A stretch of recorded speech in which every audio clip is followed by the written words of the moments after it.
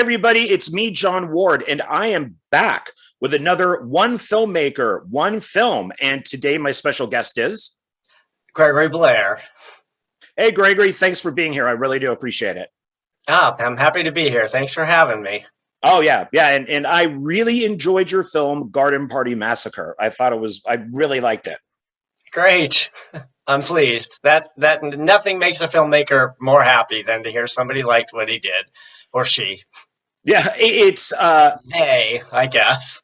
Yeah, these days, yeah, it's you don't really know what to say in some cases, so They is the best answer always. There you go. And I'm getting more and more used to that. So every once in a while, I trip up on it, but it's just getting used to new things. So oh yeah, it's I'm an old dog, and so I don't get it right every time. I'm still learning. Yeah, well, I had a video come out not too long ago where I looked at all the April Fool's Day movies. And one of them is a remake just called April Fools.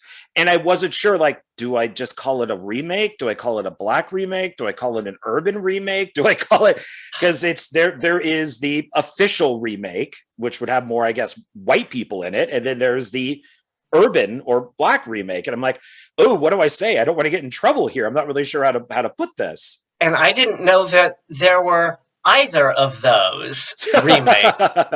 That's great. Yeah, so it's just finding, just getting used to things and understanding things. So we can all learn. We're always learning. So totally. And your film, Garden Party Massacre, it came out in 2017, and it is 1 hour and 13 minutes, which is a perfect length for this. So you did not overstay your welcome at all. So I think that it moved very quickly, and I was enjoying it. You have interesting camera moves. You have interesting editing.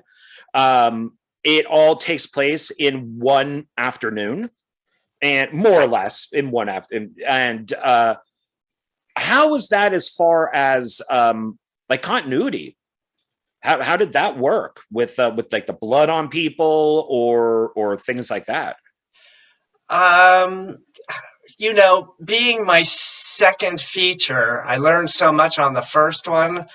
Garden Party Massacre was a significantly easier film as a result. And so, I also had an outstanding script supervisor who has gone on to, she now directs films.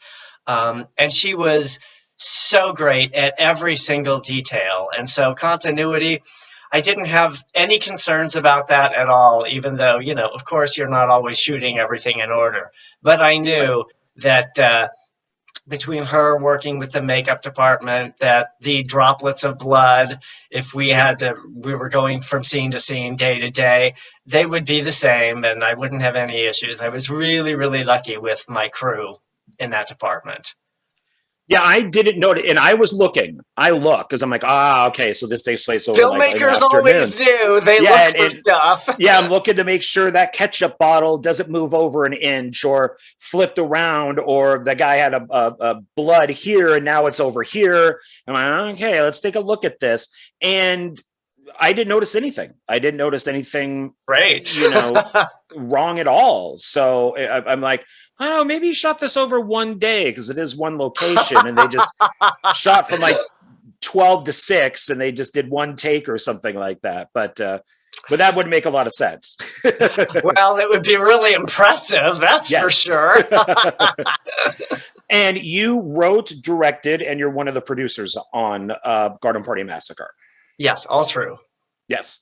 And I liked the well, actually, I'm going to ask one thing. There seems to be some sort of significance with the plate that the vegetables are on, because before the credits, the girlfriend wants that particular plate.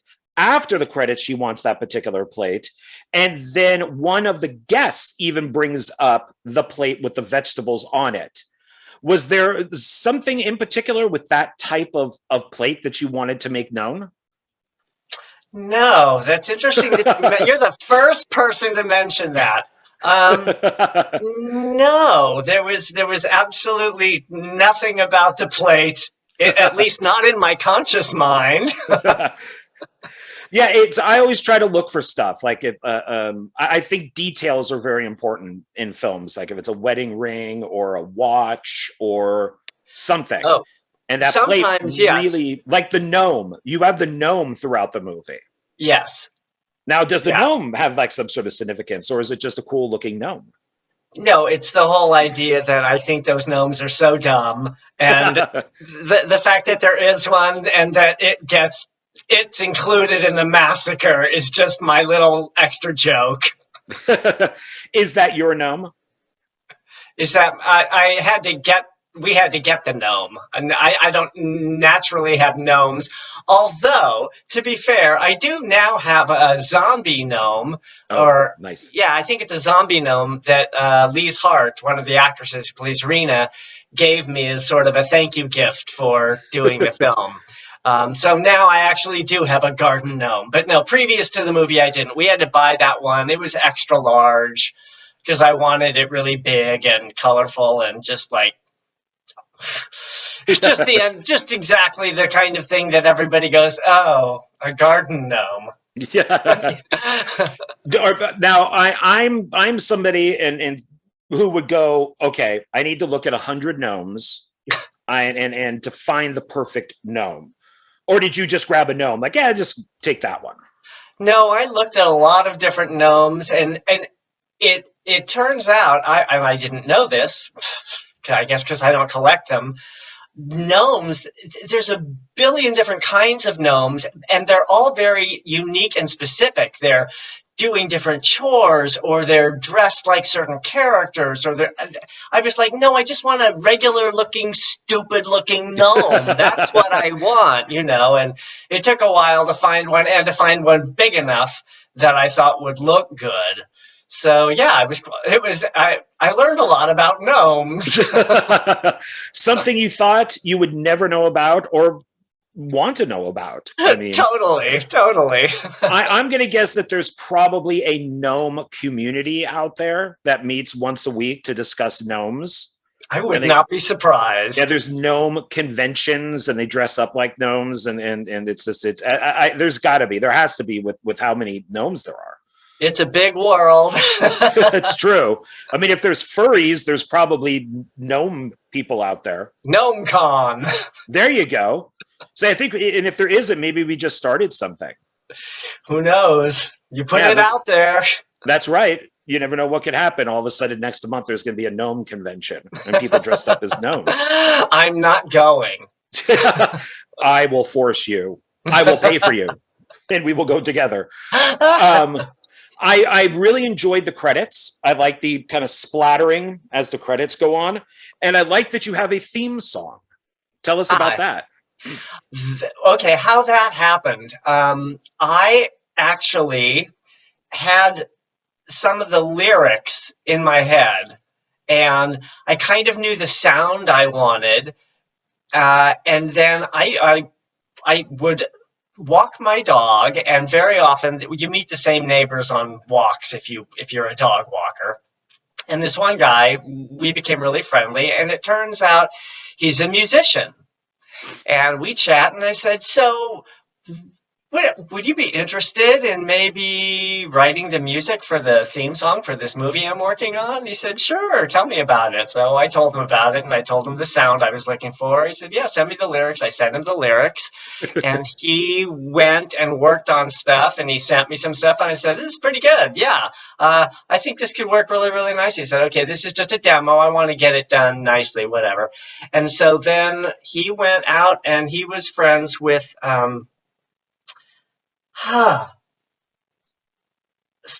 Peter Stormare from Fargo. And he also, actually, turns out, I don't think he makes many movies anymore now because he moved back home and is now a musician solely. But he ended up doing the vocals for the actual take. So that's who's doing the vocals in the movie. Oh, sweet. Okay. Nice to have that Fargo connection. So that's how that happened. Yeah, just dog walking. Is there a single that one can get like on YouTube or something like that of the song where it's like the There is complete. not. I probably should put something on there, but I guess you can just record it off the. Can you record it off the movie while you listen to? I have no idea. But no, You the probably answer is could. there's no like soundtrack or single out. Yeah, I Sorry. like the soundtrack. I like the score. I thought it fit the film. Oh, I loved my composer was great. Came up with all kinds of things that just sort of amplify the silliness or, at times the seriousness or whatever. Yeah, I love my composer, Chris Carlone. Chris Carlone. Yeah. I Yeah. don't have that. It's what was it, 8 years ago?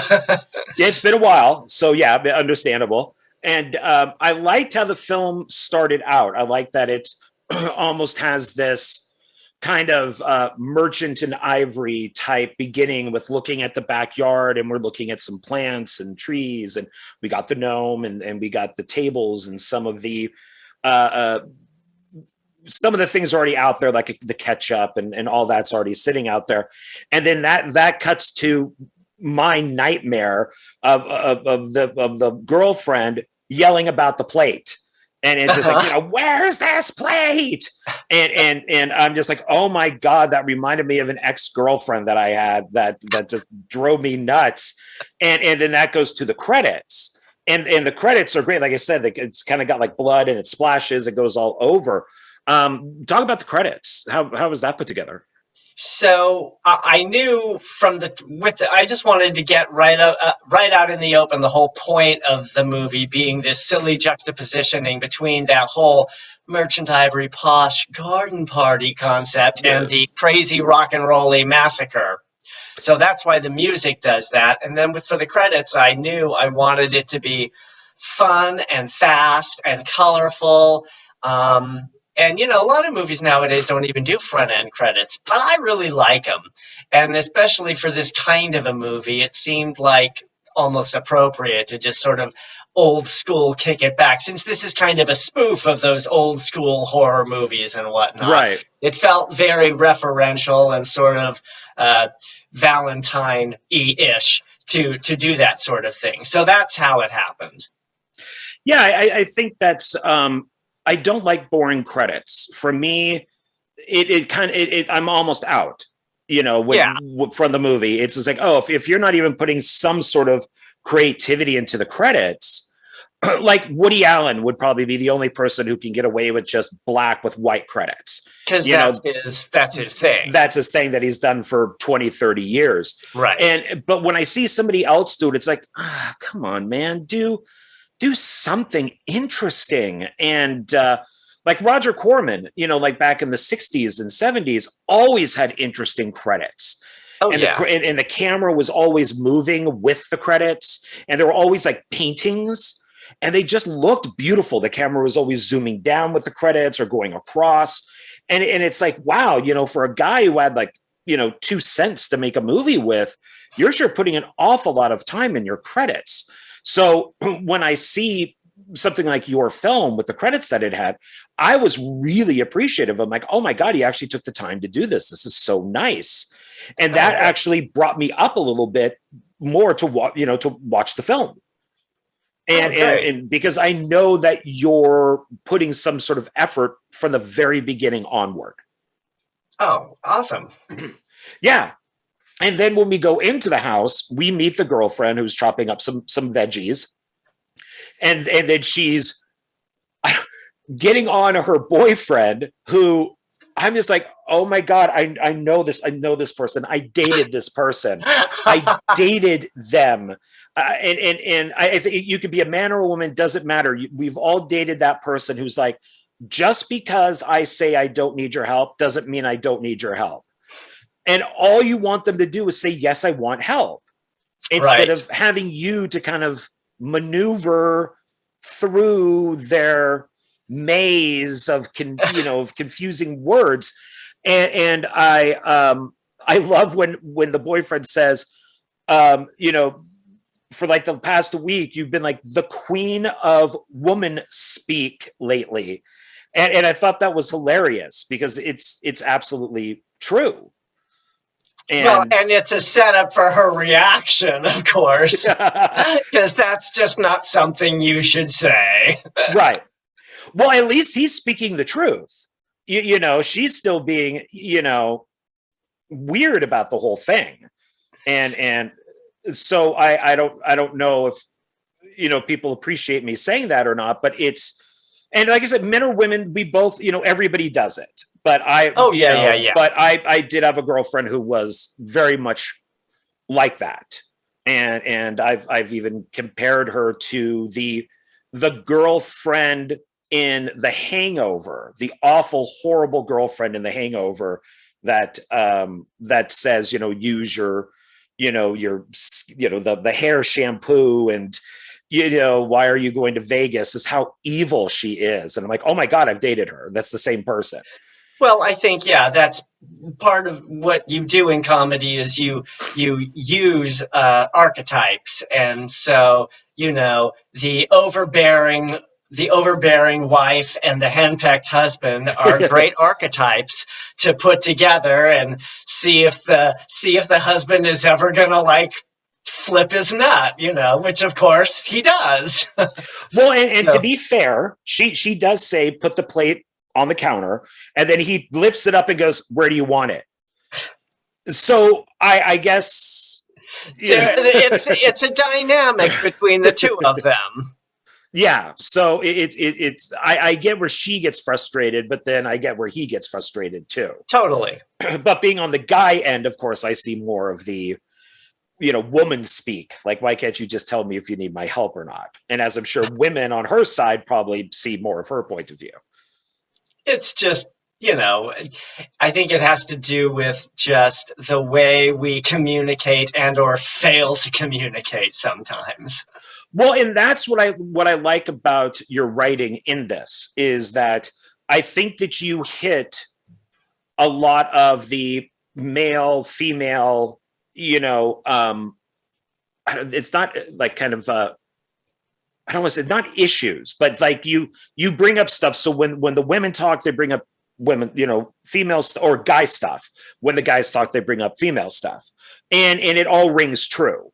So it's and of course we all go off of our own you know, own experiences and everything.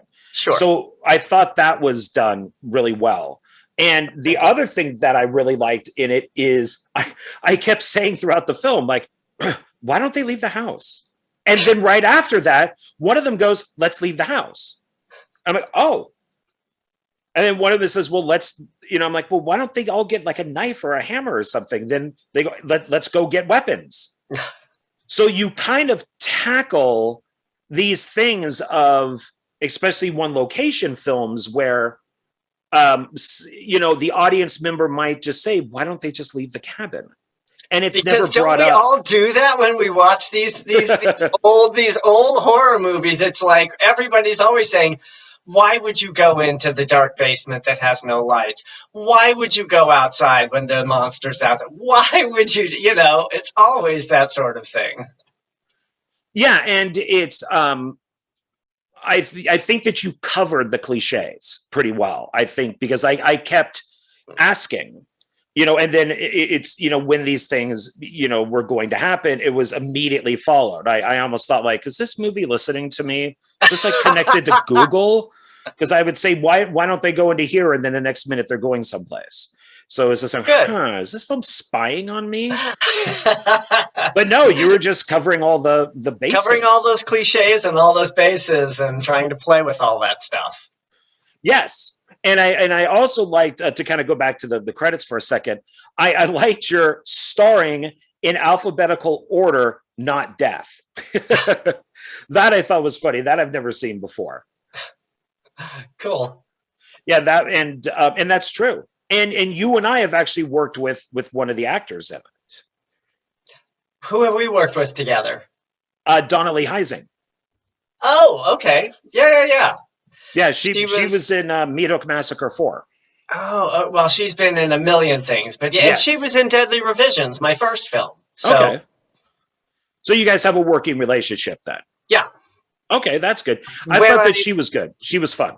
Yeah, when I wrote that character, I kind of thought, I really hope Donna will play this role because it's the kind of thing she doesn't get to do a lot, and I think she would be hilariously bizarre, which is exactly what I wanted the character to be, you know. And Donna was like, when she read it, she was like, "Oh yeah, I get this." She was like, let's get a red wig, and you know, she was really into it. So it was a lot of fun.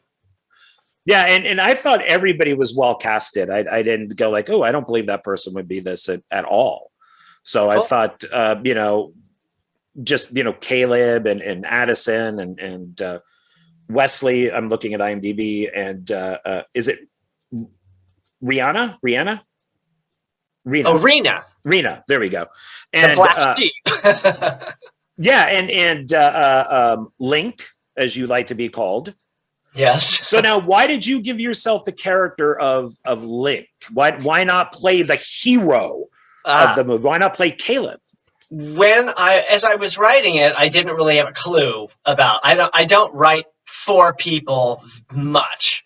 I write for the story and the characters, and once it's done, then I think about casting. When I started talking to people about casting this, I had the very first reading. I'm trying to remember, and David was definitely there. That's Wesley, and he read Wesley, and it was like he got it. I'm like, he totally gets this, and I liked that he wasn't the stereotypical super skinny blonde 20-year-old blah blah blah. We've all seen that gay guy. I wanted it to be your very sort of a different type of guy, and David's a very different type of guy from that archetype. So I liked that, and I liked that he understood the character. Then for the lead, I was trying to because I thought I'll play any of these characters. I don't care. I like them all. So then Wesley was cast, and then I talked to. I think I went to the opening of.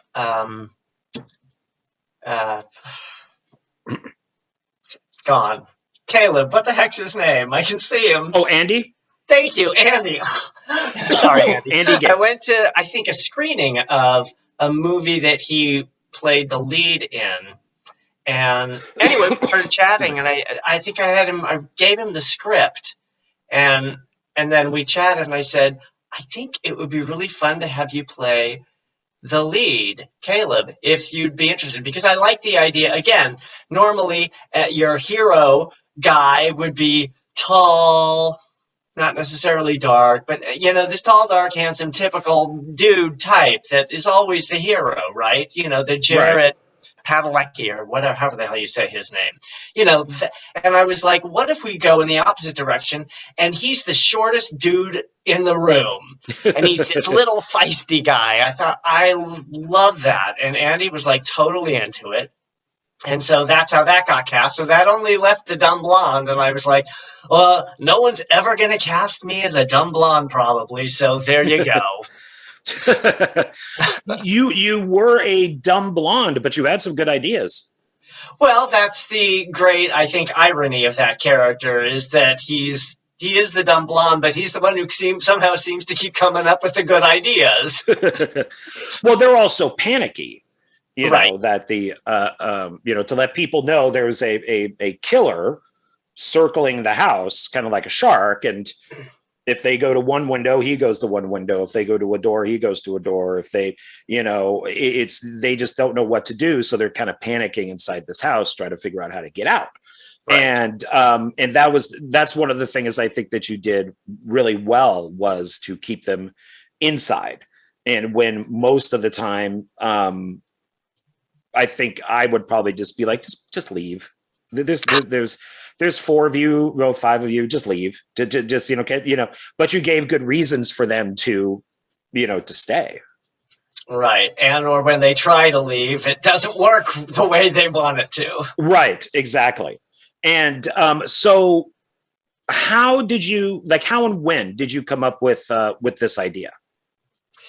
Well, yeah, it was the title first. The title made me laugh. And then with the title, I thought, I wonder if there's if this should be like just built on and become like a horror comedy. And so I just started tinkering and started writing, and things just came to me. And I thought, okay, we have this character, we have this character. This will be, I like this, da da da da. We'll spoof this, we'll do this. It'll be sort of like, somebody described it as the cast of a sitcom like The Big Bang accidentally stumbling in a horror film and not knowing how to function in it. So that was that kind of a thing. And I think I was about 2/3 of the way done, and I had so many ideas for what to do with the last act, but I didn't know what. So that's actually the timing of when we had that first reading. I had actors that I knew, and had them read it, including David, had them read it up to that point, right before that like second plot point would happen. And I said, okay, hey, do y'all like it? Is it good? Or am I fooling myself? It's only funny to me. And they were like, no, it's really good. It's really good. I said, okay, so here are my ideas for what to do next. And I spilled them out, and I said, throw out more ideas. And so we just sort of had a little round table, if you will, of ideas. And I took them all in and wrote them all down, and then went back and wrote the last part using one of my main ideas and tagging on a few of the other ideas that came out of that sort of roundtable discussion. And then that's how the rest of the film got written. So why did you make this particular film? Like, why kind of do like a slasher comedy? Why not a Western? Why not a science fiction movie? Why this particular film? Well, I had made Deadly Revisions about 3 years prior, and that's a Valentine to the horror genre, but it's more psychological thriller.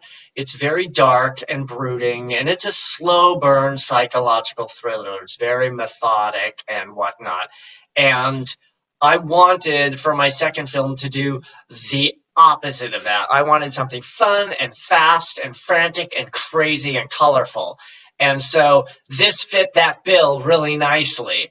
And it was right around the time the Orlando shooting happened. Oh, yeah. And many of us were just, mortified by that. And it was like, okay, how do I respond to that? And it was, I can't remember if we had begun shooting it already or we were in the middle of shooting it. And I said to myself, well, the whole point of making this movie is to make people laugh, to give them, 70 minutes of just enjoying life. That's what it's for. So that's what I made the film about. And then I think the shooting happened, and I thought, how could I possibly even put out a movie with the word massacre in it after this? I was like, this is never going to see the light of day. And then I thought about it, and I said, no, even more now than ever, people need to laugh and remember that there is good in life, despite these horrible things that happen. So that's kind of why I ended up putting it out and saying, yeah, we need stuff like this. We need to laugh. Well, and so with what you just said, do you feel that kind of like, a shooting, it could be at a club or a school or a movie theater, that type of thing. Do you think that should affect how horror films are made? I personally don't. I think that they're apples and oranges. I don't, but I can understand where people are sensitive of these things. But do you feel that in some ways, like when Columbine came around, that affected the Scream franchise very much? Yes. Yes. Yes. I think there is one has to be cognizant of the zeitgeist and what's going on in the world. I think you can't avoid that. It's like when Manchurian Candidate was finished. They pulled that film and didn't release it when they intended to, because that's about an assassination and Kennedy was shot. Well, we could go even deeper with that. That was Frank Sinatra. And he also made a film called Suddenly, which is also about the assassination of an upcoming president. But Sinatra had said to the mafia, why don't we just kill Kennedy? And so he's never said if he was joking or not, but that's one of the reasons why both those films got pulled. Yeah. Because they So didn't I think, touch, you know. should these things affect the movies you make? I think that's a personal choice, and it's up to the filmmakers. I mean, I would probably have never written a movie about a school shooting because that wouldn't interest me. But if it were something that interested me, I wouldn't do it now. So me, I think that would be in bad taste. Does that mean you can never do a film about that? No, I think it's part of life. It's an unfortunate part of life, but that doesn't mean it isn't uh, something that maybe we need to discuss on some level. And art promotes discussion. So, you know, yeah, I would say it's kind of up to the filmmaker. But Yeah, no, because I don't think anything is necessarily off the board forever for everyone. That right, doesn't because make sense to me. yeah, because it's kind of like the a-hole who went in dressed as the Joker and shot people in the theater. We didn't stop making Batman movies. We didn't stop using Right. the Joker. And Right. it's almost like if you do, then that guy won, you know. Absolutely. And it's, I mean, and who knows why he really dressed up like the Joker? Did he go, oh, it's a Batman movie, so I'll dress up like the Joker? Maybe if it was Captain America, he would have dressed up like the Red Skull. You Who know, knows? but to remove things, to say, well, we can't do this because of that, I think then that means that the other person won, you know, the person who committed the crime. Right. And you're talking also about interpretation to some degree. I mean, do we stop do we stop allowing people to go to the movies, or do we stop making movies about the Joker, or do we stop? I mean, what do you do? How do you respond? I think that's an important question to ask, and I think the answer is different for different people. So I guess it goes back to my main point: is it's up to the filmmaker. Me, I probably every time I see a movie that seems to glamorize uh, the usage of guns, I cringe just a little bit. So, you know, I'm never going to write, you asked, would I write a Western? I might, but that would be a period piece. So I would feel differently about Right. gunslinging in the West because that's reality there then, you know? Would I write a movie about, you know, any of these other kinds of shootings and things that are happening today? Probably not. Because we're living that nightmare. Why do I need to tell that story? We're living it. Yeah, like I don't like animals being harmed in films. And No, I yeah, know I it's hate fake. that. I mean, I know that the animals don't actually get harmed most of the time. I mean, in depending on the country, I guess. But Uh, but when I did Neat Hook Massacre 4 and with Donna, is their car goes off to the side of the road, it breaks down because she runs over a cat.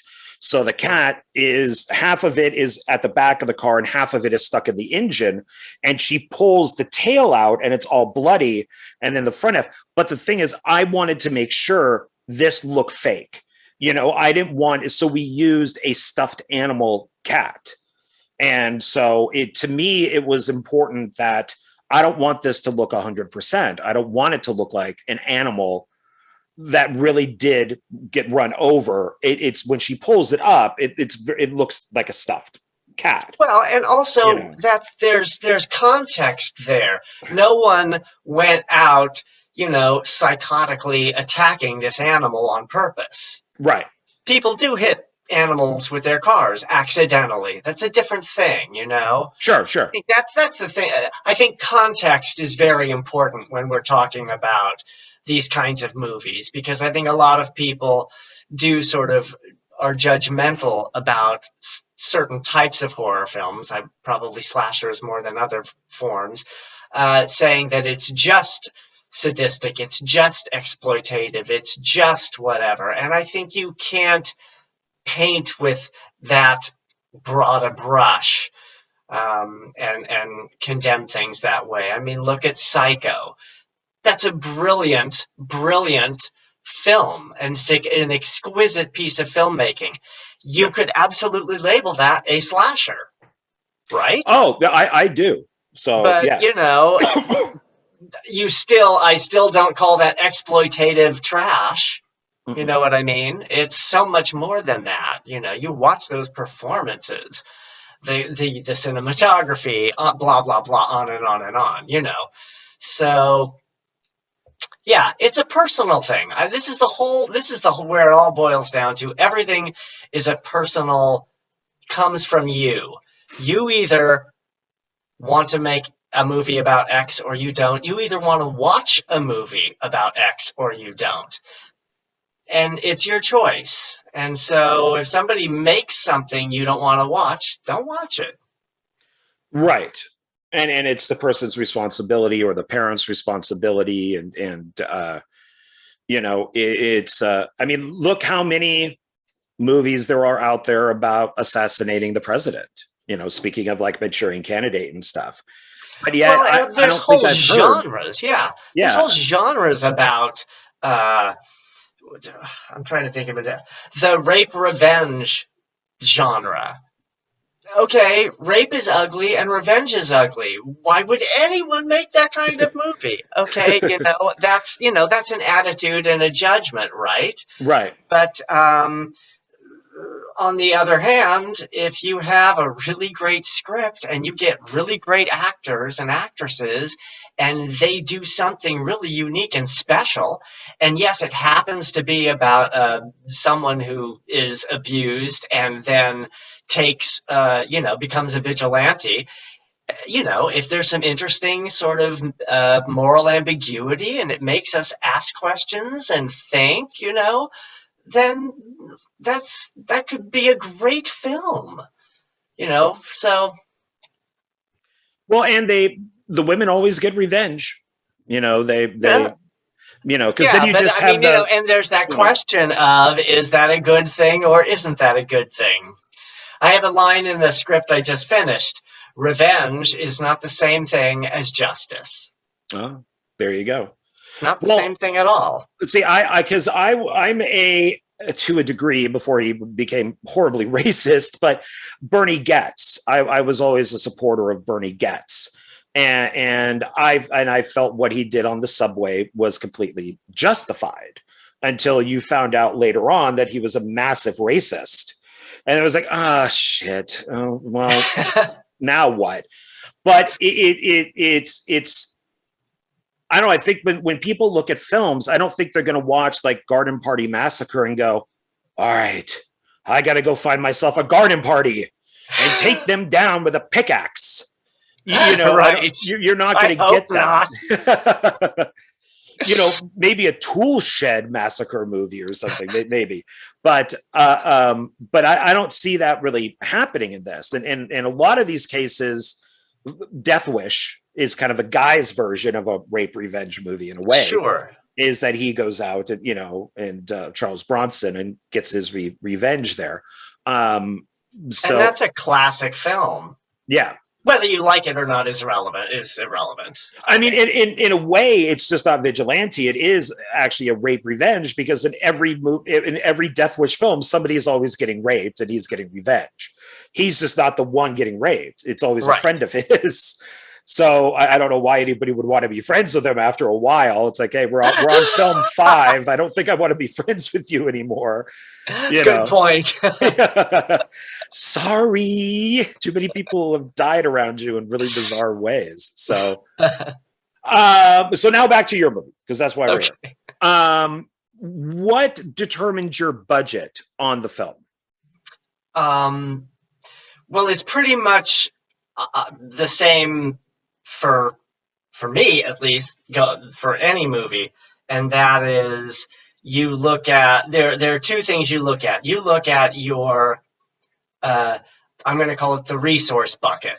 That is, which is about your funding. You know, are you the filmmaker who it's your first film and you're going to do it all with credit cards, or are you going traditional investing, or are you going, you know, are you outsourcing doing crowdfunding? Are you doing corporate sponsorship? Are you doing? Is there a grant involved? You know what your options are, what you're able to do, what you're able to get to a degree, because I mean, you know, as you do it, it changes, and that gets weighed against the elements in the script. You know, how many characters, how many locations, how many special effects, how many days is it going to take me to shoot this? All of those elements. And then it's sort of a balancing, juggling act to say, of this bucket and this bucket, where can I meet and have a budget that makes sense? I mean, that's how I do it. I'm not saying that's the rule or anything, but to me, that's the only logical way to do it, is what do I need and what do I have? And then back and forth. Okay, I don't have this, so maybe I don't need this. And you sort of play that game until you get to a point where, aha, now my funding bucket fits my element bucket. I think I have a film I can do now. And Did that answer your question?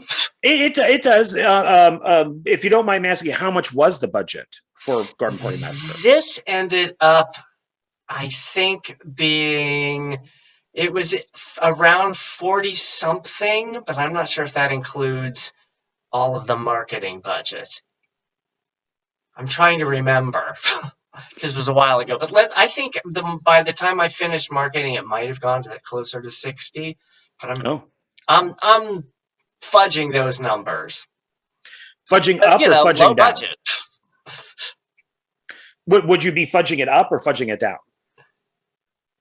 No, in either direction. I'm not Okay. sure. I'm not bullseyeing on either of those numbers is what I meant. Because you would think that because it's a, you know, more or less a one location movie, that it might only cost you $5,000, you know, that type of thing. Everybody. Well, and I don't mean, yeah, no, you know, I mean, I had some friends come in at the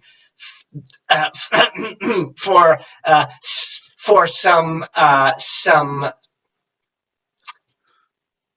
I'm trying to do this spoiler free. For a scene, I had some friends come in and just do me a solid and do it for fun. But all of my main actors and my cast and my crew and everybody gets paid. That's just, there's no reason to do it otherwise. For me, at this point where I am in my career, you know, I understand that people take PA jobs sometimes for no money because they want set experience, and there are rewards beyond the financial to doing a project. I appreciate that. Yes, the experience, the connections you can make, the things you can learn. I mean, there's all sorts of things. But ultimately, the whole point of being a professional in the business is that you get paid for your services. So that's how I operate. So yeah, certainly I know people make movies and everybody volunteers. They get their cast to work for free. They get their crew to work for free. They get they get everything for free. And yes, you can do a movie for extremely very little money if you do that. But that's just not where I am right now. I want a professional set. I want professional people, and you pay for that. So, like as an example for myself, I'm not at that point yet. I'm not where I and that's can. Fine. Yeah. Totally. I could say, you know, I'll pay everybody. I'll do this and that. I try to, Miranda Dudley, who does my effects, she'll let me know what we need, and I'll pay her that. So like she is never. And I'll even replace things. Like if she says, "Oh, I'm short on this," you know, I'm short on blood. You know, then I'll say, okay, well, here's money for more blood, knowing that blood will not just be used for my film, but will also be used for other movies down the road. So it's like, okay, I'm now buying your blood for like the next 3 movies that you're going to be working So on, you're sort of basically. paying it forward a little bit. In a way, yeah, yeah, and you know, and try to have decent food. You know, when we were shooting the first Axmas Mandatory. film, oh yeah, definitely. You know, with Axmas, we were shooting at a storage facility at like 3 in the morning, and it's just all cinder block and metal. And you know, and we were shooting in February, so and it was freezing in there. Oh, So I'll you know, bet. so we had blankets and sleeping bags, and you know, like 2 coffee machines going, and heaters, and you know, we had all that stuff. And then we were having food, you know, because we were right across the street from like a Smith's. We'd go get food and bring that over. So I always try to make people as happy as possible, Oh, yeah. even if I can't pay them. You know, I'll give them gas money or something like that. But it's difficult at my stage. I don't want to completely rely on crowdfunding, but it's now with filming Axmas 3 and 4, I have enough money to where I could probably throw some money their way to pay them a little bit. Probably not what they would normally get paid, but it's like, here's gas money and here's some money for being here. So, but Yeah. I prefer the way you do it. I just can't do that right now.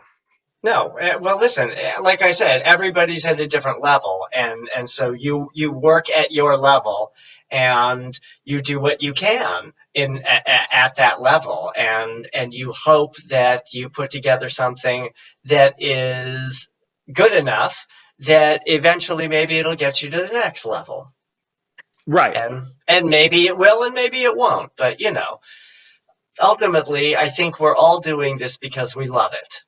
Because there's no real other reason to do it. If you're getting into this for the money, you're crazy. Because I mean, only the people at the top make the kind of money where they can just relax and not have to work for a year or whatever. You know what I mean? And not worry if they don't have a job. If you're not at that level, then you've got to be working all the time, and that in and of itself can be difficult. Ask any actor. trying to book the job is a job in and of itself. So, and if you're a filmmaker, just trying to get enough money to make your movie, that's a job right there. So, it's work. It's hard work. Oh, so it is. you have to love Yeah. it, or why bother?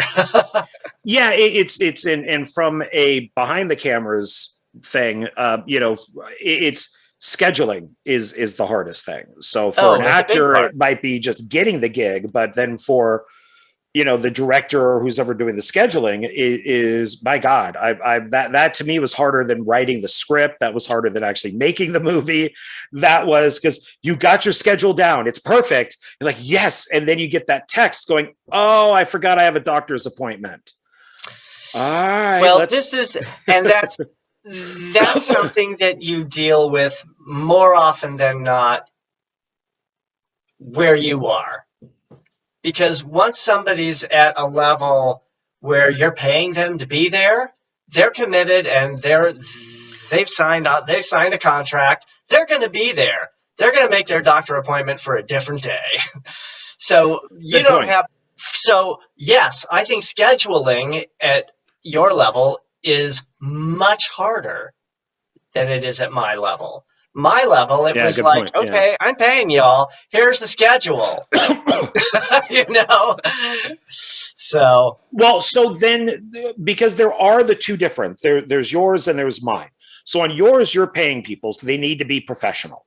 Right. And obviously you're paying people, you're making a deal with that particular person, and they're required to act a certain way on set. I'm paying you. You can move that doctor's appointment from Monday to Tuesday. I need for you to be there at 5 a.m., no excuses. But then what do you think on my end if I'm not paying people that they do then not, I don't want to say have a right, but do they have that thing of, oh, well, I don't have to show up because you're not paying me, or well, I don't have to move that doctor's appointment because you're not paying me? Well, what I would say to that is that you're going to have two different, I hate to black and white it, but two different types of actors. You're going to have the actor who is a professional, whether they're being paid or not, because that's just how they're bred, kind of, you know? They're Right. going to show up. They're going to show up on time. Actually, they're going to show up early in case, you know, anything. They're going to show up completely prepared. They're going to have their character down. They're going to have their lines learned. They're going to have it all, and they're going to give it to you because that's who they are. They're professional actors, and you'll probably use them again and again and again.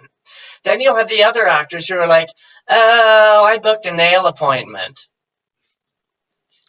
And those actors are not acting professional, and you probably won't use them again.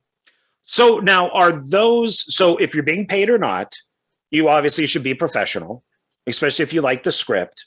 You know, I work on many movies out here in Vegas as crew, you know. And, there's so many movies being made there. Yeah, and I always work for free because we kind of do a I help you, you help me type of thing. And, okay. And that's so trade. That's a legitimate we way trade. to do things too. Yeah. Right. And I get there, like I said, I get there early. I stay until I'm told to go home. It doesn't matter. I'm kind of a jack of all trades when I'm on set. You want me to do slate, I'll do slate. You want me to do sound, I'll do sound. You want me to go, you know, hang a light, I'll go hang a light. But yet, you know, I'm doing this for free. If you have an actor who goes, well, I can't make it on set today because I have my nails done, they probably shouldn't be an actor if they're getting paid or not. If your nails is a priority. Well, that's my opinion, yes. You know, maybe go do something else. Yeah. Well, here's the thing. I think some people, they're actors, they need to be actors, they want to be actors, they're totally dedicated. And other people are like, oh, that would be fun. Yeah. You don't need those people on your set. Yeah. You know what I mean? So, yeah. So I guess my advice to you, even though you didn't ask for it, would be whenever you're casting, see how many other films they've done, see their audition, talk to them, try to get a feel for how professional they are. Right. You know? Because, yeah, even if they're not getting paid, occasionally every actor does something for, free. I think, didn't Kathleen Turner do Who Framed Roger Rabbit for nothing? I think I heard. And so sometimes I think I've done a couple of things just, oh, yeah, you need somebody for this. Yeah, okay, I'll just step in. Somebody didn't show up and they desperately need an actor, whatever. I've done a few things for free or whatever on a very rare occasion. But I'm still representing me. And I want people to know that I'm a dependable professional actor. Yeah, because you do a lot of that. I see that on Facebook. You're always promoting stuff that you're in. Yeah, well, to me, that's also part of the actor's job. Look at all the big movies that come out, and then there's all of the interviews that, look at that. Have you ever seen that great compilation of Benedict Cumberbatch and Spider-Man? What the heck's his name? The newest Spider-Man. The newest guy. I'm I can only think Peter Parker. What? I'm blanking, but I know what you're talking about. Yeah, the new Spider-Man. Yeah. There's a great compilation of the two of them doing a whole bunch of interviews. And aside from, I love both those actors, so it's charming, and their dynamic is charming, but it just shows you how much they are out there promoting their film. I think that indie actors, that's a lesson to emulate, to learn from and emulate. They should be promoting the films they're in. On a rare occasion, if you really hate the movie or something and you don't want to promote it, okay, there can always be an exception to the rule, sure. And some actors have, they've just refused to do it. Yeah, well, yeah, every now and then, heck, I've made some films that I don't usually promote much because it happens, right? So, but in general, I think that's part of the actor's job is to be a professional. That means you show up, you do your job, and that includes promoting the film. Sure. I completely agree with that. So now back to your movie again. Oh, that. Yeah, yeah. Wait, what garden was it? Massacre at a part? What was the name of it? What? It's been so long. I don't know. What Who was was in your? that? I don't know who made that film. Why are you here? Who are you? What? What? Where am I in Walmart? Where am I? I don't know where I am. Well, welcome to Two Filmmakers, No Clue. Yeah, exactly. The new show coming up. Hey, we can host it together. We just sit here for 2 hours going, what? Why am I here? Huh? I don't remember. What? Huh? There's a short film in there somewhere. Yeah, somewhere. What was your pre-production time like on this? Pre-production timeline. I guess about, again, I can't remember, but I'm going to say about a year. I think in general that makes the most sense. A lot of it was just me, organizing, spearheading, trying to get funding, creating shot lists, reaching out to people, having meetings, all that stuff. And then once I got my co-producer, Roxy Shee, on board, then she took over a lot of the logistics, getting dates set and ramping up meetings with crew and acquiring equipment and getting insurance and all those other logistical things. She was my co-producer on Deadly Revisions, so I knew she was going to be perfect, and she is. She's wonderful. In fact, she's gone on to direct all her own films now. She's doing amazing work. Yeah. So anyway, and then I'm guessing about a year in total from script is done to film is being shot. Okay. And whose house did you shoot at? We shot it at my house. It is a nice looking house. Well, it's changed a lot since then, but yeah, because I knew I wanted, because of the budget and how many people, cast and crew it was going to take, and I wanted to pay them all, blah, blah, blah. I wanted to get the location for free.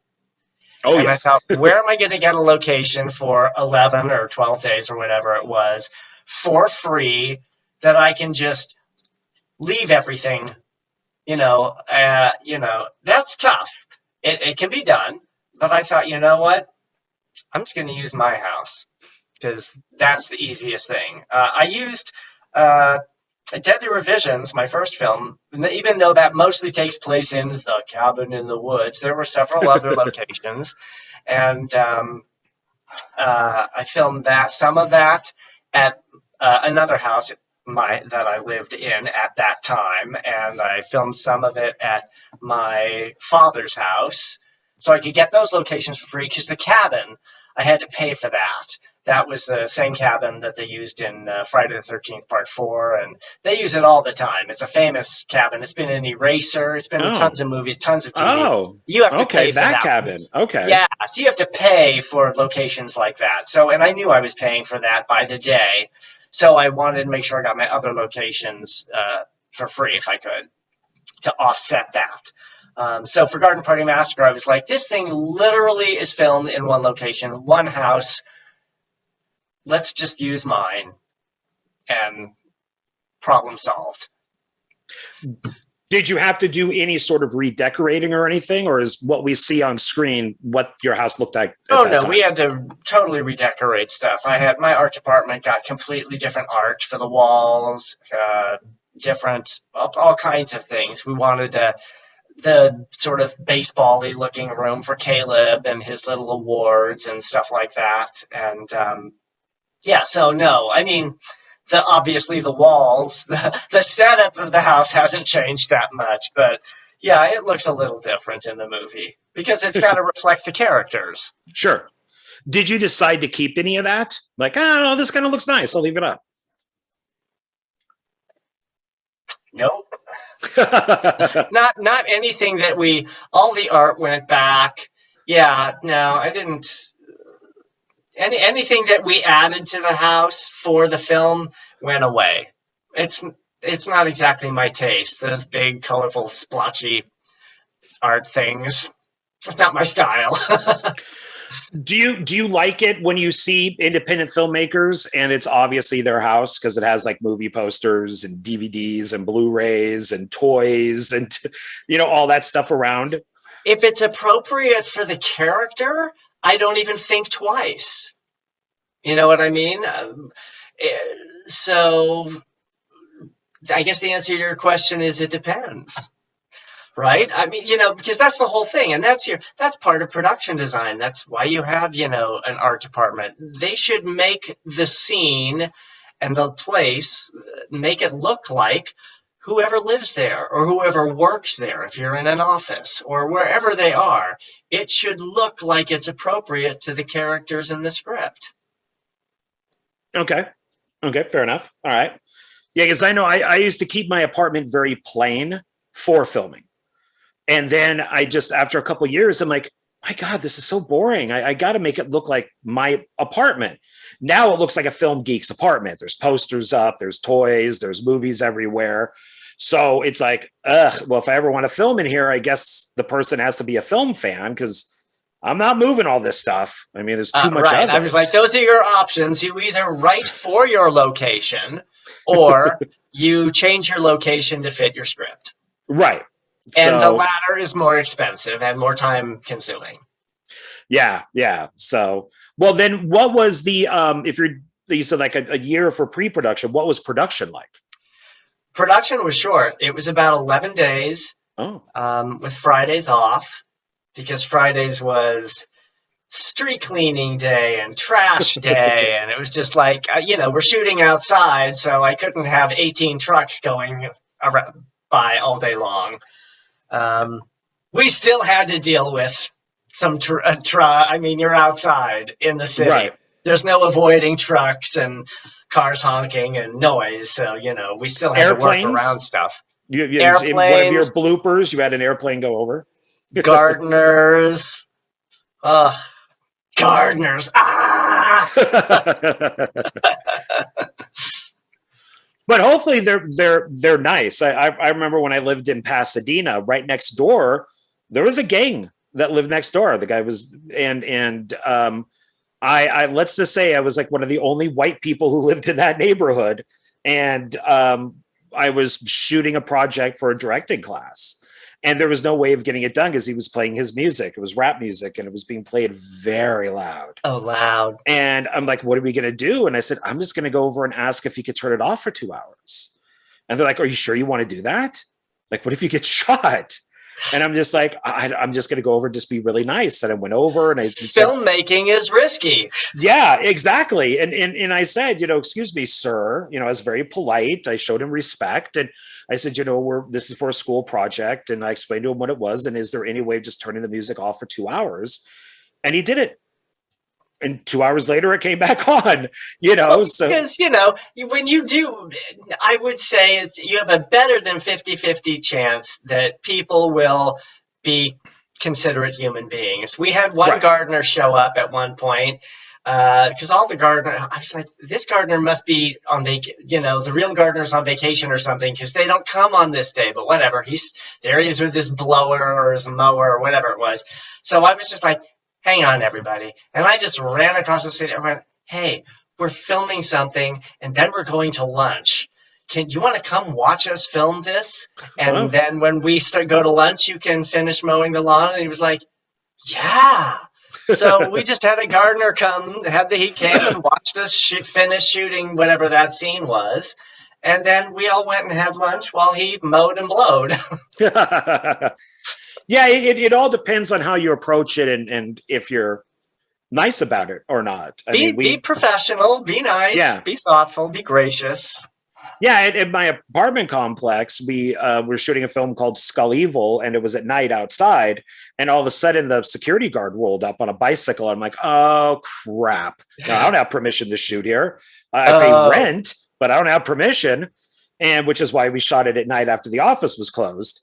And we were shooting right next to, luckily, an empty apartment.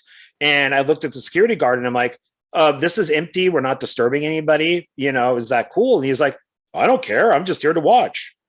And I'm like, oh, okay. And he hung out for, I don't know, 20 minutes or whatever it was, and probably got bored because filmmaking's boring. Because it can be really boring. Yeah, and then he left, and it was perfectly fine. So, it all depends on how you handle it. If you go up to somebody and go, "Hey, jerk, stop with the blowing, a-hole," then they're going to be like, "Oh, louder, longer." Oh, yeah. You mean I shouldn't behave like I'm Heather number 1? Yeah. So, yeah. So that especially filming outside, that's got to be a drag. So, Yeah. And then, so what was post-production like? Post-production, again, I'm going to guess was about a year. Oh, okay. Wow. Okay. It might have been longer. I'm trying to remember. My editor was great. He patched up, the first draft, and then we sat together and went through it, and eventually, got it where we wanted it. And then it went to sound design, and then to my composer and coloring and all that stuff. So yeah, that's a long process. I mean, I know some directors who do it all themselves. And so they can do it a lot faster, especially if they don't have a day job, and then they can just be there doing it all day long, Right. But a lot of editors, a lot of times, people you get, maybe they can only edit. They have a day job, and they can only edit nights and weekends, so it takes longer. Unless you get somebody who's totally a dedicated person, and that's their job, and usually they cost more. So, like, again, that has to do with where are you level-wise, what can you afford? Sure. And yeah, so I would say, I'm totally guessing, but about a year. Okay. Yeah, I know some people can do it faster, but that doesn't also mean that it's going to be good. It just means, right. The rule is you can get it fast, cheap, and good. Pick 2. You can't have all 3. Yeah, and you could definitely tell. I mean, as the sound changes from shot to shot, and it's just like, oh, I guess somebody didn't get room tone. Well, and sometimes, yeah, there is that, and then there are the rare occasions where it's almost impossible to fix some things. Right. I did a film called Beast of the Field, which we shot in a hurricane. Oh. So, we knew going in the sound was not going to be great because, the rain does not pour at exactly the same volume while you're shooting this over the shoulder to this it's just never going to. So you have to totally, you would have to go in and spend the time to ADR the entire soundscape of the entire movie, which would cost a lot of money. It was not in the budget. So, they did the sound guys, people working on sound, did the best they could to even it out as much as they could. But, it is what it is at the end of the day because of, again, the level where the film was.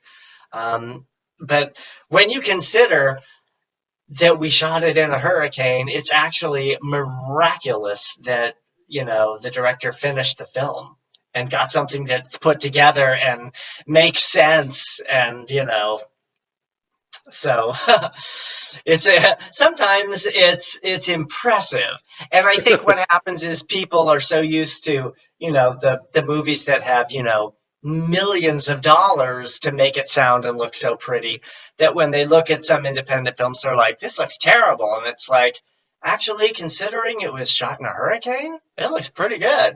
Yeah. So it's you just, again, you mentioned earlier comparing apples and oranges. I don't think you can do that. Yeah, it's so I guess there was the scene of them in the hurricane where they're just like, I found the cure for cancer. The cure for what? The cure for no, it isn't that bad. No, oh my God, no, it's much less than that. It's like there's 2 characters having a scene talking, and the rain is just so pouring harder and louder when we're over the shoulder on this one, and it's less on this one. Well, it's very hard to make less rain. You know what Right. I mean? Right. Without very expensive post-production work and time and, all that. And eventually it gets to the point where how much time and money do I have to spend on this film? You know. Yeah, So, yeah. I've heard some very interesting stories from filmmakers doing one filmmaker, one film about footage they've lost, footage they should have shot, yeah, footage I lost mean, footage is horrible sound. It's yeah, like Roger Connors was telling me about Rebirth, how like 30 minutes of the movie is just gone. oh my gosh. Yeah, that it And was that turned just. out really good. I loved Rebirth. Yeah, I thought it was really good. And but he's like, yeah, they went back and reshot a couple things, but just to make stuff match. But Oh my overall, yeah, god. he just said it was like a corrupted, you know, Oh yeah, you get a corrupted file or a file. corrupted disk Yeah. or whatever, and oh yeah. Yes, that's happened. Or something's lost. Oh yeah. And Well, there's yeah, nothing you can do.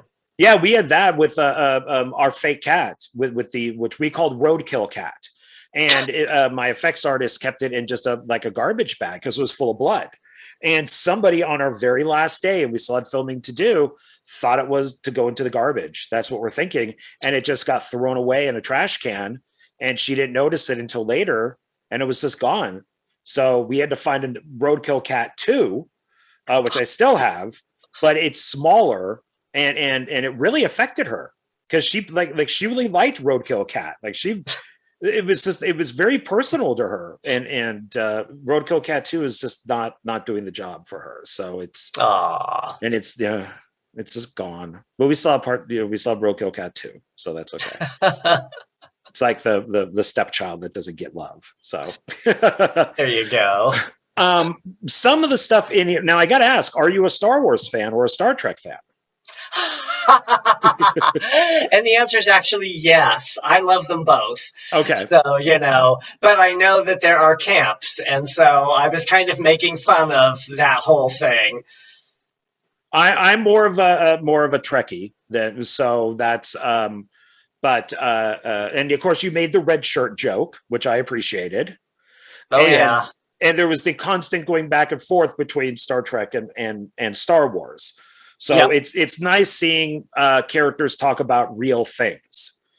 Yeah. So and that kind of cracked me up. And where did you want to? Was that always kind of the plan? Was to kind of put movie stuff in there because you do mention zombie films, you do mention Star Trek, you do mention slasher films, you mention a lot of movies. I do. Well, because it's kind of a movie, it's kind of a spoof of movies. And so, yeah, it seemed appropriate. Yeah, that was always kind of in there just the way, because especially because with the ones I'm making fun of, and they have to talk about, well, he could have, blah, blah, blah, like the guy in Halloween, or he could have done it like the guy, and because Right. most of the people watching these horror films have probably either at least heard of or watched those films and will go, yeah, that's right, sort of being there in the room with them in a way. So what films then influenced Garden Party Massacre? Evil Dead Part 2, Dead by Dawn. Shaun of the Dead, certainly. I love those good horror comedy. I think is just It's tough. I love it. It's not an easy thing to do. I take horror comedy very seriously. I take zombie comedy very seriously, as you brought up Shaun of the Dead. Oh, yeah, I love that. Yeah, and there are certain things that I will not watch because no, I'm sorry. My slasher films need to be taken seriously. Even if it's a dark comedy, you still have to have respect. Well, I think yes. Even in Garden Party Massacre, while we're spoofing a lot, it all comes from loving it to begin with. So, I mean, hopefully that's clear. I mean, I don't think anybody watching Garden Party Massacre thinks I don't like horror films. Oh, no, no. Then you're missing the point, kind of. It's all about love. Of course it is. And I could see that while watching the film. So, I mean, just the idea that you want to have a massacre at a garden party, I think says something right there. So, Right. And it's original too. I can't think of another movie that has a garden party massacre in it. I hope not. No, I think this is I hope it's original. Are there plans at all? Because it's been long enough for Garden Party Massacre Part 2. I've had several people ask that question, especially because of the sort of end tag thing in there. Yes. Which I just did that as a funny wink wink joke, because movies do that sort of thing, and I always kind of go but no, I'm perfectly happy if there is one, but I'm not writing it and I'm not directing it. So you would be open if somebody reached out to you and said, "Hey, I have this great idea for a sequel." If somebody wanted to do something and had a really good idea, yeah, we could talk about it. But no, I totally meant it as just a standalone, silly thing to entertain people. I wasn't beginning a dynasty or anything. Well, because you definitely set it up type of thing for a sequel. So, Right. So if somebody wants to run with that, yeah, I'd be open to talking about it. Do you feel if somebody wanted to make a sequel, it would have to have something to do with how you kind of set things up for a sequel? Or could it just be just a straightforward slasher film and that be it? I think that people would be disappointed if it wasn't also a horror comedy. I think if you tried to just do a straight slasher, I think that fans of the film would be like, what happened to the jokes? That, you know what I mean? I don't think you can do. I think if you're going to do a sequel, you should be what's the word? Faithful to the intention and the tone of the original film. I think if you're going to completely, sometimes people do, what do they call it? A reimagination of something. And while I think that's okay, then that's not really a sequel. That's something else.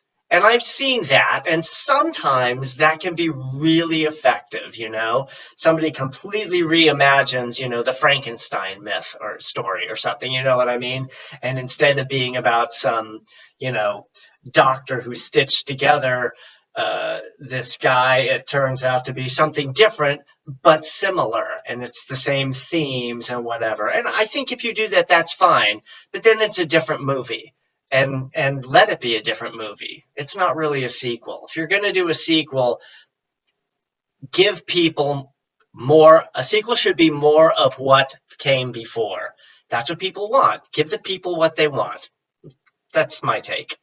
Now, some people have done where like a film doesn't exist. So let's say they did Garden Party Massacre 2, and it opens with two people watching Garden Party Massacre. And then the killer comes in and kills them. So your film exists as a movie, but then their film exists as like the real thing. Yeah. So it's more, would you be up for something like that? Or how are your feelings on kind of just making a film not exist? I would. I don't know. It would depend on the script. I'm kind of a very open-minded person, and so bring ideas to me. I'm always willing to consider stuff. I might say no, but I just have to like it. I mean, people come to me sometimes with scripts. Go, want to be in this? And I'm like, no. Or would you like to direct this? No. Would you like? You know what I mean? So. I'd have to. It's again. I think it's all about content and context. Okay, that makes sense. And so I want to pick out some things that dialogue and stuff that I liked in the movie. Okay. So I found this to be a very white movie, and I mean that of you have your characters are basically just like a bunch of dumb people that are in a house that and the killer is chasing them around and they don't really know what to do. And it's one of those things where, and I say that because one of the characters said, where did he get a pickaxe in suburbia? So they're in their little white bubble, they're in their little white world, they're in their little, oh, look, we have wine, we have cheese, we have, we have this little white world. And now we have something that's thrown itself. This chaos has now entered our little bubble. Right. And what do we do with this? And exactly. I kind of found that kind of like you had mentioned, like Big Bang Theory. They have their own little world, their own little geek, genius world that they live in. Right. And if something gets thrown in there that's not supposed to be in there, like if one of them has to take care of a pet, it like messes everything up. Right. And that's what this killer has done. He's kind of gone into this privileged world and where the worst thing that it sounds like they're fighting about is a plate. Now this killer is kind of thrown everything out of loop, out of right. It's like, it's way worse than a plate. Yeah. And so it's just like, well, where did he get a pickaxe in suburbia? Well, people who fix roads have pickaxes. Why wouldn't you think a pickaxe would be in suburbia unless you've never seen one or used one or something like that? Would Addison have ever picked up a pickaxe? Never, not in 100 years. No. Surprised that she even knew what it was. And then I do like when the two women are eating potato chips while the fight with the killer and Caleb is going on. I thought was funny. Great. And that I thought was good because I could see them doing that it's entertaining. Instead of going out there and helping him, they would just have potato chips. It was like they were watching a movie. Yeah, exactly. You do use some CGI blood, which I like. I am a fan of CGI blood, especially when it hits the camera lens. I've always enjoyed that. So, well, I also wanted to. We use practical blood for where we could without it becoming problematic, because once you get into the real massacre, continuity really gets to be a problem. Oh yeah. Obviously. Yeah, I kind of noticed that the blood was more on the face, not on the clothes. It was, well, the practical blood was, depending on the characters to some degree, was everywhere. But yeah, most of the shots, because of the way I wanted to film it, and I wanted it to be kind of more PG-13 than, R. There's a lot of, the shots are very, like closer. They're closer. They're more like two shots, mid shots. There's not like as many full body shots. Because that allowed you to have things swing into frame and swing out of frame nicely. Yeah, my main goal on set that day in particular, the number one thing was safety. Sure. Obviously, when you're doing a scene like that. Now, there's a fair amount of weapons. How many of those weapons were real? Real. Because there's like the knife, there's the pickaxe, a wrench. Right. There were no weapons that ever touched other people. Ever. And that's one of the reasons, the way that I wanted to film that, is I never wanted to show, and I know that there's a whole school of makeup artists and fans of showing wounds and the weapons entering body parts and that sort of thing. And I wanted to completely not do that at all. So you never see a weapon anywhere near anyone's face or anything ever. It's very... We played that one very, very carefully, and I planned that one so that it would be as realistic without being graphic. That's the word I'm looking for. I'm like, what? I'm like gory? It's some damn G word. Graphic. It wouldn't be too graphic. I mean, and I think it's gory enough. It's bloody enough, certainly. Well, I mean, it made me laugh. I'm not going to say who it happens to, but there is a character that is beaten with some weapons, and there's the blood, and the CGI blood is kind of going up like this, is there, but their hands are going past the camera like that with the weapons. Yeah. Yes. And I thought that was funny. I actually think that works more effectively than if you saw them hitting the body. I think it's funny just to see that, because they're missing, and then as I go down, blood comes up, and to me that's funny, and it hits the camera.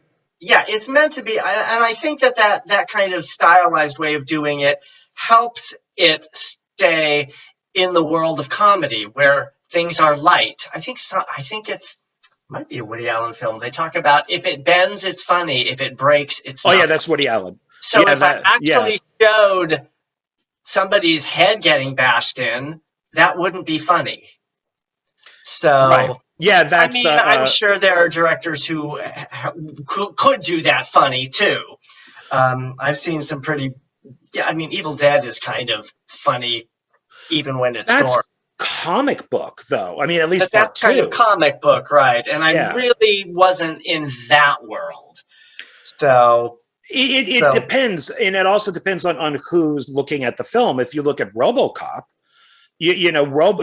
Paul Verhoeven purposely had RoboCop shot 10,000 times with all this blood coming out of him, with his body flowing in chunks everywhere, to the point of making you laugh. It was all about excess, and the MPA didn't understand that, so they had him cut it down, which then just made it violent. They did not understand that what he was doing was satire.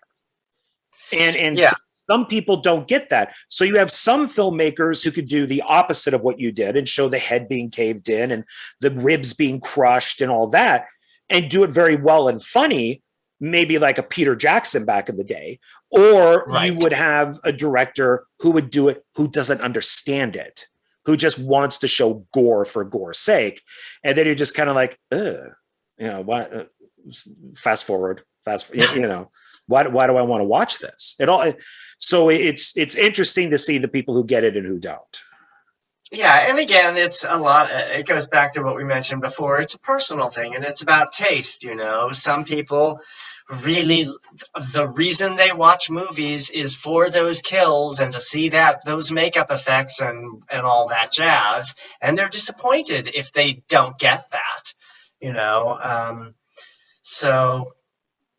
that has nothing to do with the movie. It has to do with the person watching the movie. I think we do need to, on some level, accept responsibility for how we respond to a movie as a viewer.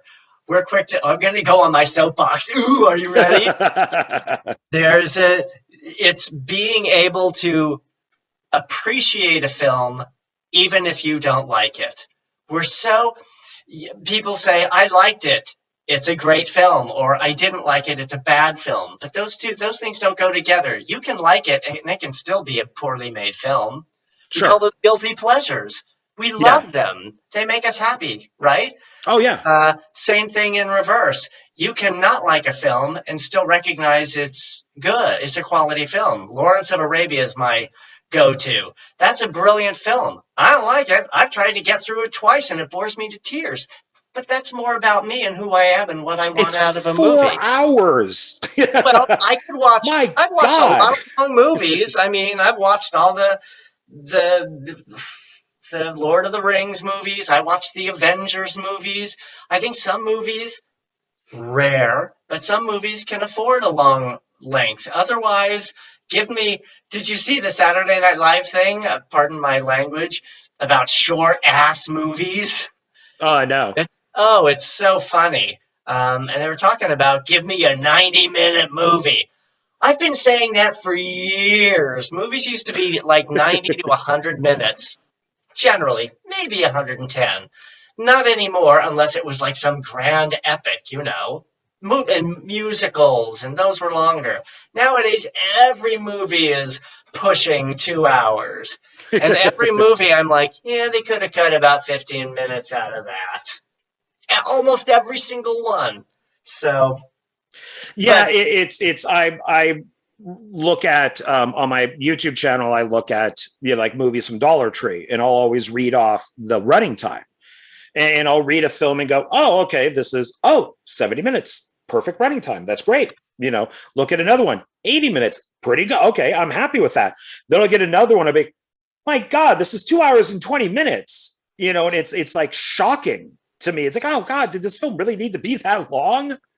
yeah, and some legitimately do. Again, if it's really an epic story, if it's again, those old school musicals were always pretty long. There are some genres that I think you get a pass, but in general, genre pictures, that's action, horror, comedy, you just can't sustain that. The tension, the humor. Human beings get tired of laughing after an hour and a half, or they get tired of being pent up in horror for an hour and a half. You just can't, or in suspense. You just can't. It's exhausting, So the rare examples when they do successfully do those movies for 3 hours, it's impressive. But yeah, if you're pushing a 2 hour runtime and you're a genre picture, I'd say, look, give it another look. I just finished my new cut of Deadly Revisions for the 10-year anniversary, and it's actually 5 minutes shorter because of all the lessons I've learned. And so now it's almost exactly 90 minutes, and I think it is a far superior film. Not just because it lost 5 minutes, although that helps, but it's what I chose to leave out and how I chose to re-edit things, and I recolored things, and I added all sorts of little effects, and I mean, so there's lots of things. Tiny things, mind you, but yeah, I think the film is way better, and it's 5 minutes shorter. So now we need to find the original version so that we can have both when the new one comes out. Yeah, if you want to do a comparison, sure. Or release both in one package. Have a director's cut and then the original cut. That's interesting. I'll talk to my distributor about that. I like when people do that. It's I think it's nice. I mean, I don't know if the differences are that.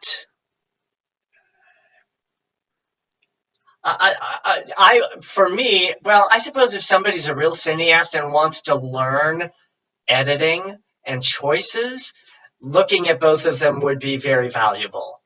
For the average Joe, just who likes to watch movies, I don't know how valuable that would be, watching them side by side.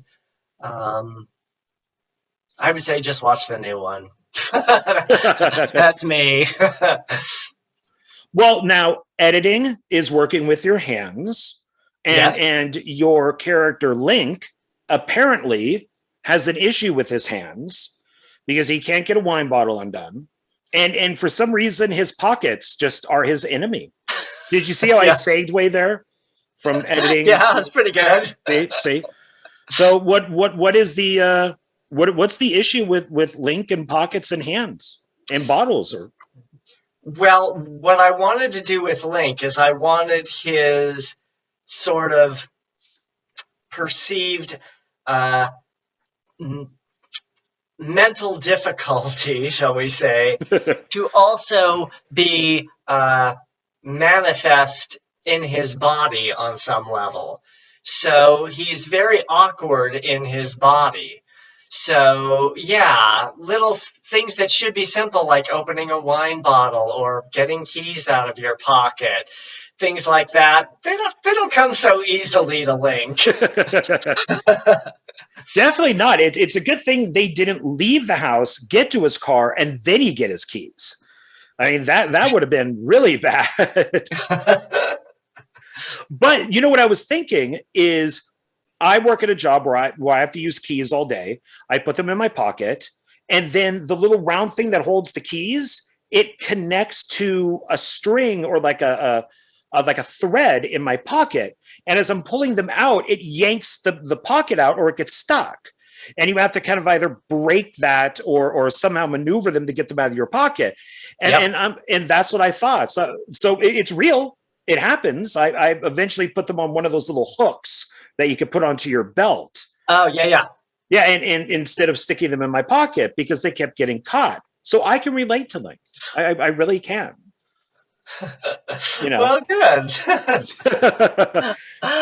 And then and I'll let people know we are not fully discussing this film. We're not discussing a few things in it on purpose because both of us want you to go watch it. I watched it on Tubi, so it is there to watch. It's one of my favorite endings.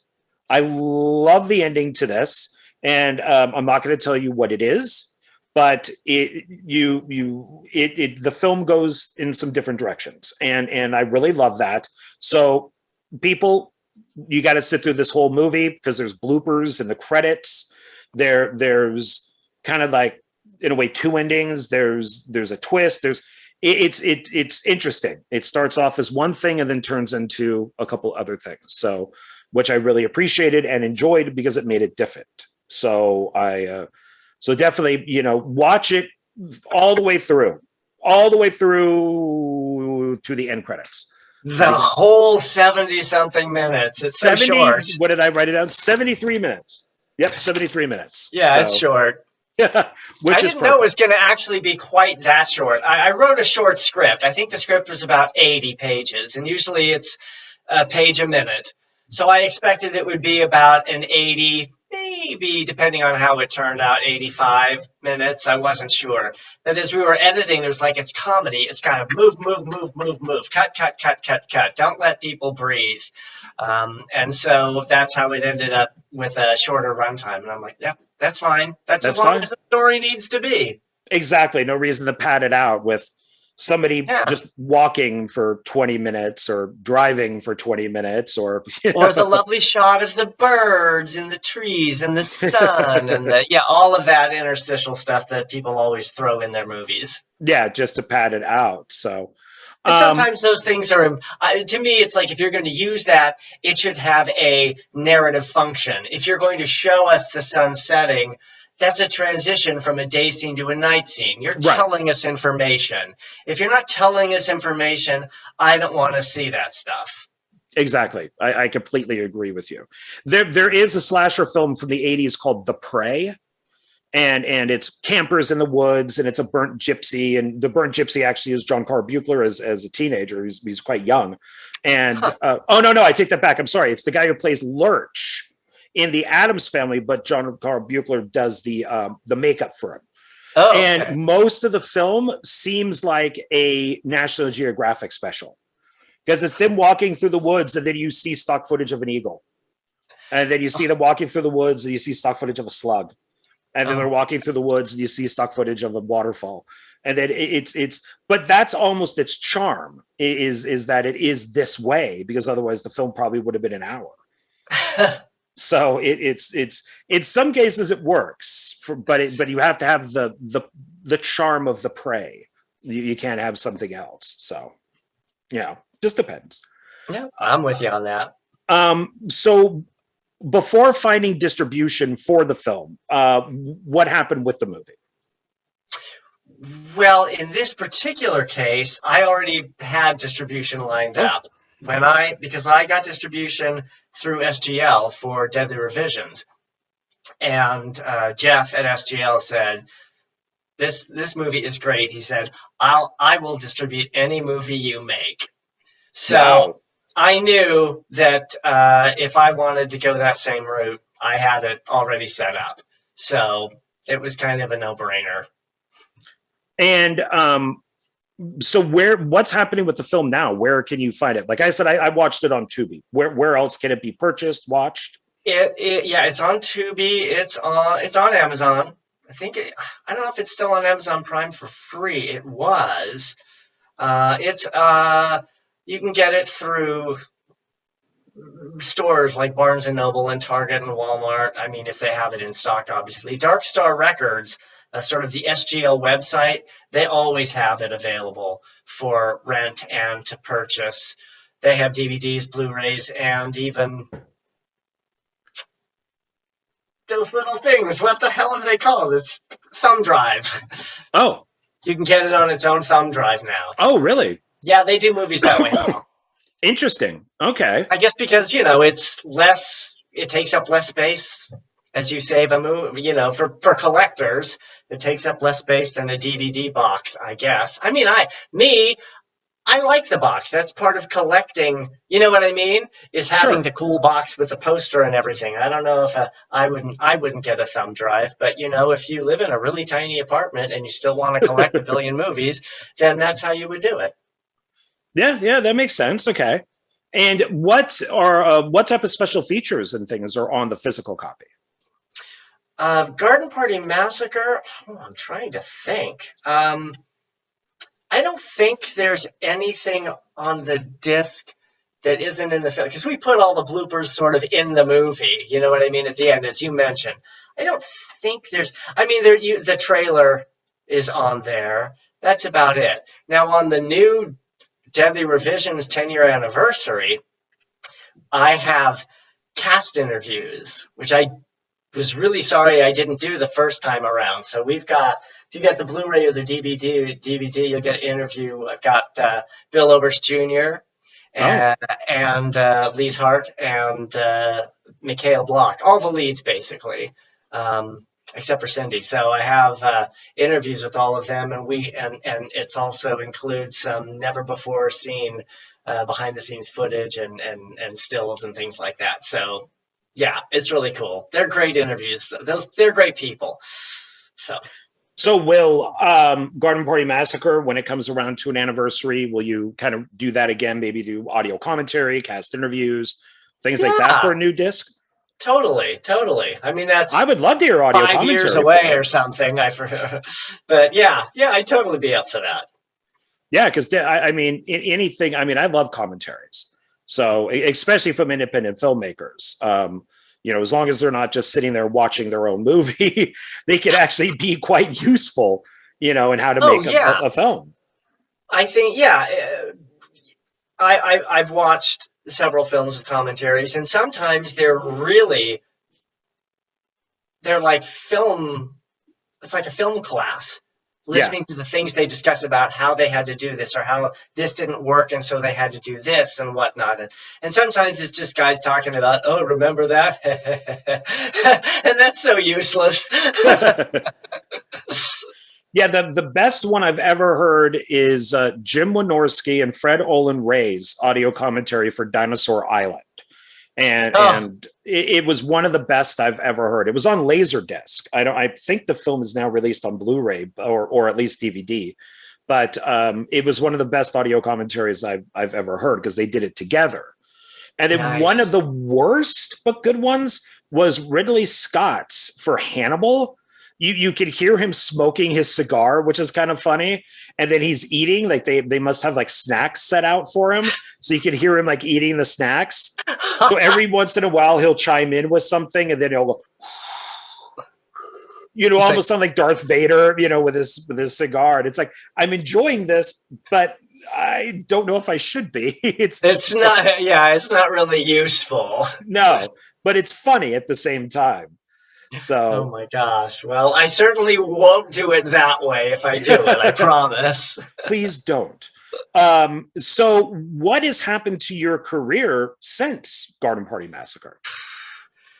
I just keep working. I made a short film immediately after that, which is sort of a noir spoof called It Ain't Always Black and White Unless It Is. And that went around the festival circuit a little bit. People really liked that. I put it up on YouTube for free. You can just watch it. Because again, it wasn't about money. It was just something that I wanted to make. And Mikhail from Deadly Revisions is in that. And then my screenplay Behind the Smile, which is about Hattie McDaniel, is in in the hands of Hilliard Productions now, and supposed to go into production in the next 2 months, I think. So I'm looking forward to that. As an actor, I've done a ton. I've film called Family Man, which I think is going to come out this month, where I play just a hideous, horrible human being. I'm an alcoholic and a spouse abuser and a hit and run. I'm awful. Oh, and I'm the mayor, too. Oh, you're a Republican. Obviously, I'm they never mentioned that. But yeah, so obviously I'm the villain in that. And then I'm going to be shooting Jason Horton's Craving in the end of May. I saw your fake head. Oh, yeah. Yeah. And that's after I do Angels in America. I'm doing that live on stage here in Hollywood. And that's later this month. It opens April 22nd. Nice. Congratulations. Yeah, 3 weeks I saw only. the film version of that. Yeah. So I play Roy Cohn. Not the nice guy. Wow. Yeah. I'm really excited about it. It's a great role. The cast is outstanding. I'm really excited about it. So yeah, it's going to be insane because that's, it's 2 plays and they're like 3 hours each. So it's talk about epic. How do you feel about that? How do you feel about playing Roy Cohn? I mean, this guy was a raging asshole. Oh, horrific human being. Yeah. Yes. It's great. I love it. Well, Tony, again, I'm not playing actually the real Roy Cohn because Tony Kushner, who wrote the play, has created a play in which Roy Cohn exists. So it's Tony Kushner's version of Roy Cohn. So there is a level of comedy about him, and there's a level of humanity under all the evil about him, which I love. He's a very rich character. So there are parts like in the opening scene, my first scene, it's hilarious. What a rude a-hole he is. It's hilarious. And then later in the play, suddenly, when I talk about how Roy was basically responsible for the death of Ethel Rosenberg, then it gets scary ugly, and you see the monster. And then towards the end of the second play, you start to see another side of him. It's a great character. The whole play is like that, though. Every character is amazing. So, yeah. So I'll be doing that on stage for 3 weekends. And then I shoot Craving, and then I shoot The Desperate, where I play the male lead. And that's sort of it's kind of an adventure thriller. Sort of imagine Bonnie and Clyde meets Audrey and Seymour from Little Shop of Horrors. Okay. They're just 2 characters who absolutely should not be in the situation they're in. They're kind of they become outlaws and chased by a murderous person and chased by a couple of different people. They're the last people on earth that should have been involved in, a kidnapping and etc. And it's a really fun script. I actually helped rewrite the script, and Chase Dudley's doing that. He's the one who actually did Beast of the Field, which I was also in. So I'll be working with him a second time. So that's nice. It's good. It's good when people ask you to be in their movies because they've worked with you before. Yeah, I mean, I'm just amazed with the Roy Cohn thing. I mean, that's like J. Edgar Hoover or Hitler, Yeah, totally. But it's interesting hearing your response to it of being really kind of happy and giddy about it. Be like, oh yeah, I'm playing Hitler. This is awesome. I can't wait to play Hitler on stage. He was a bad guy. He was a really bad guy, but I'm very excited. I've played a lot of bad guys, so I guess that's I always say with this face, it's either comedy or horror. So so when I remember the friend of mine who was cast in it playing Belize, he approached me and said, I think they're still looking for Roy Cohn. Would you be interested? And I was like, are you nuts? Hell yeah. It's always good to kind of play against yourself, and like I'm Democrat, I'm an atheist, and I'm against like the Second Amendment and things like that. But I always seem to play those characters. Like I've played pastors, I've played conservative fathers, I've played. It's all about knowing your brand. Yeah, especially, I mean, you've got the bald head and the beard and goatee, man. Goatee reads as bad guy always. Yeah, oh definitely, yeah, and it's more fun to play the bad guy than the good guy. It certainly can be. If it's again, it's all about how well is the character written. That's really what it comes down to. Hitchcock is right. The three most important things about any film are the script, the script, the script. Right. That is it. If you don't have a good script, you are not going to have a good movie. You can have a good script and end up with a bad movie, but you're never going to go the other way around. Never. Well, and that's a good segue. So I'll ask you a couple more questions and then I'll let you go. Okay.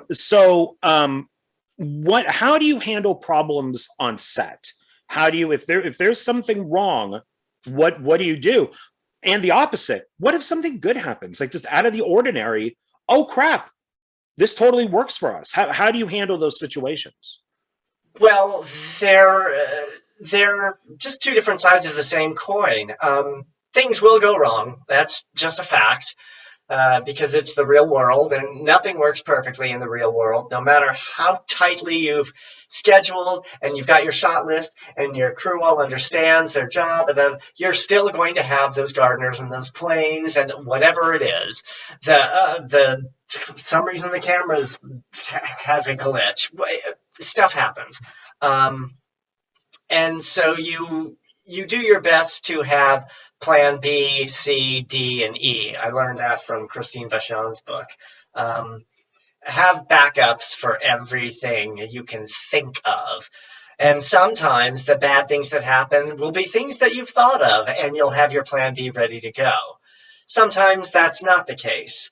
And then you have to improvise. Well, like the gardener we mentioned, it was like, oh my God, this guy's going to be doing that for the next half an hour probably. Let's see if I can entice him to watch us. And that will give us the time we need to finish our scene, and then he can go do his thing while we do lunch. That was a perfect solution. It happened to work. I've had other problems much worse that were harder to solve.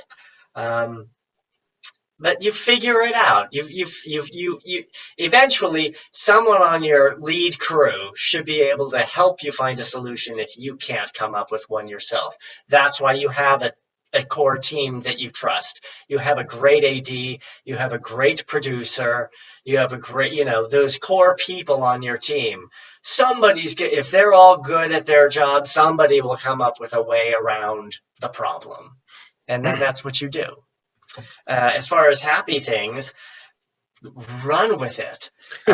We were shooting a Family Man, and there was some terrible accident. And the guy said to the camera, get out there and get shots of the police and the stuff. And I mean, of course it's totally illegal, but just film and those shots are gonna end up in the movie because there are scenes that need police and stuff, so that's gonna go in the movie. In Deadly Revisions, we were rushed, and I just wasn't happy with it, and we had extra time. Then on another day, I said, Bill, we're just gonna reshoot this. I said, and just do whatever the hell you want. And he walked in, and he just did this one gesture that is like one of my favorite moments in the movie. And he just did it randomly for no reason whatsoever. But it's beautiful, and it looks great on camera. So, those things happen too. So you have to remind yourself when the things go wrong that 101 things also go right. Oh, yeah, that's a good way of looking at it. Yeah. That's a very good way of looking at it. Keep your cool as much as you can, because if you lose your cool, that just agitates everybody, and it doesn't help anything. It never helps. So. Right. Yeah. Yeah. Yeah, that's very true. So, all right. So last question would just be, and you've done a lot of this, so I don't know if there's any more. Is there anything you would like to plug? It could be for the past, present, future, anything like that, or have we kind of gone over everything? Wow, I kind of went into a lot. Which is perfectly fine. But if there's anything you forgot. Yeah, no, gosh, we've discussed so many of my projects. I'm like, I don't know. I guess I would plug Angels in America for anybody who's in LA. If you've never seen it, it is a jaw-dropping experience, and I would say just do it. Yeah, I'm probably forgetting stuff. I'm gonna have people call me up after they see this. You didn't mention my movie. That's why I bring people back for part 2. So yeah, because there's so many. Yeah, you know, can't mention everyone. So I tried. And I mean, it's amazing. I always think that these one filmmaker things will not be that long, and they always end up being 2 hours. Because there's so much to talk about, you know. Well, yeah, it's all about, again, it's about content. People who are interested are going to enjoy it no matter how long it is. Right, exactly. So, all right, well, let's wrap this up. You're a busy man. You have many things to do. Yeah, right. So, okay, well, I thank you for being here. I really do appreciate it. I appreciate your time. And please, everybody, please go out to see Garden Party Massacre, and pick it up, physical, Tubi, whatever you can watch it on. Please watch it. It's definitely worth it. Stay all the way through. Go all the way through. Like I said, we didn't talk about stuff because I want you to. Oh yeah, the whole last act is something to see. Yeah, all the way through. So so I guess that's about it. And thank you, Gregory. I really do appreciate it. I appreciate you being here. And I will be doing more of these. I know I took a break, but more of these are coming up. I already got a couple more people scheduled. So this should be up. What are we on today? Wednesday. So this will be up next Wednesday. So and I guess that's it. Okay. All right, Gregory. Thank you. Thanks everybody for being here. I appreciate it. And I will see you on the next One Filmmaker. Bye.